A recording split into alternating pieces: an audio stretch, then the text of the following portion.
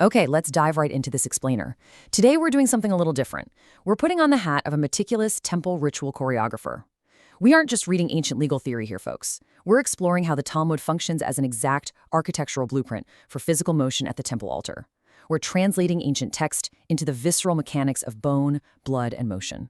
Here's our agenda for this explainer. First, the sliding scale offering. Second, the phrase, according to the ordinance. Third, the rabbi's animal analogy. Fourth, Ishmael's Nape derivation. Fifth, Elazar's attached sprinkling. And finally, the overall anatomy of text. Basically, we're going to map out this exegetical choreography by tracing how three different sages transform one single biblical phrase into radically different physical actions.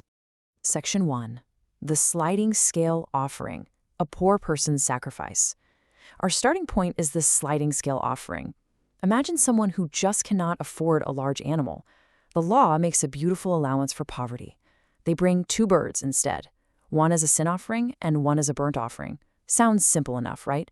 But the precise rules for how to actually sacrifice that second bird, the burnt offering, well, they get incredibly complex.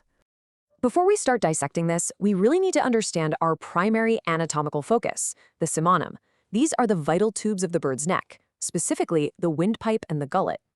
The entire debate we're about to unpack revolves around exactly how much of these tubes the priest has to sever with his fingernail during the ritual pinch. It's absolutely fascinating how such a microscopic textual detail commands a hyper-specific physical action.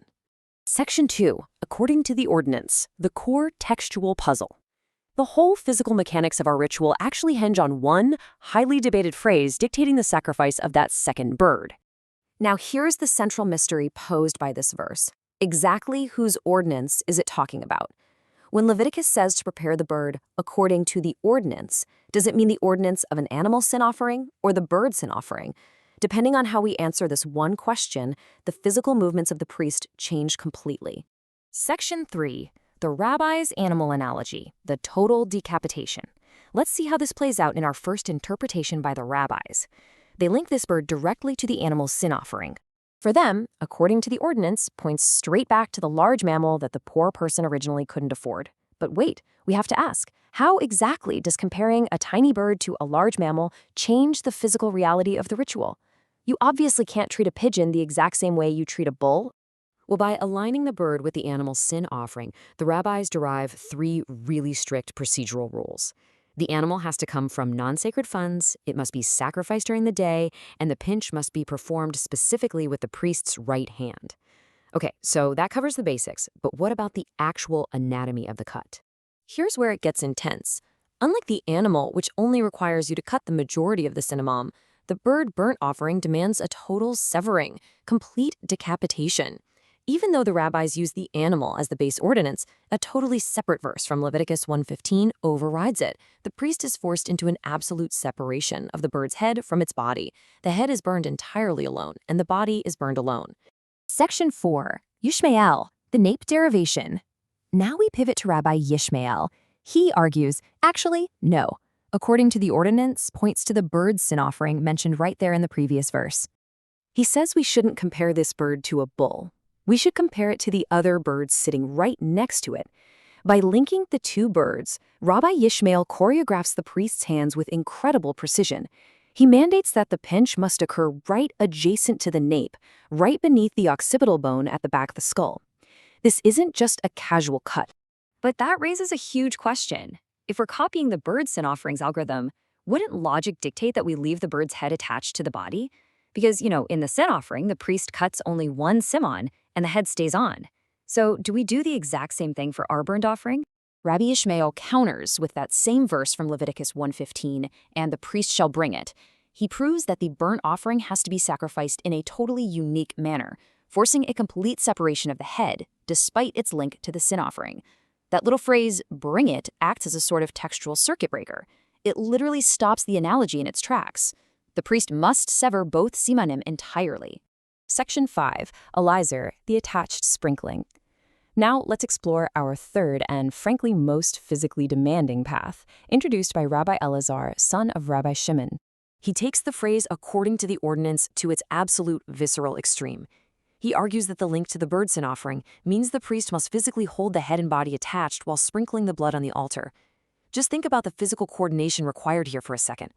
The priest has just executed a fatal pinch to the back of the bird's neck, yet he somehow cannot let the head fall.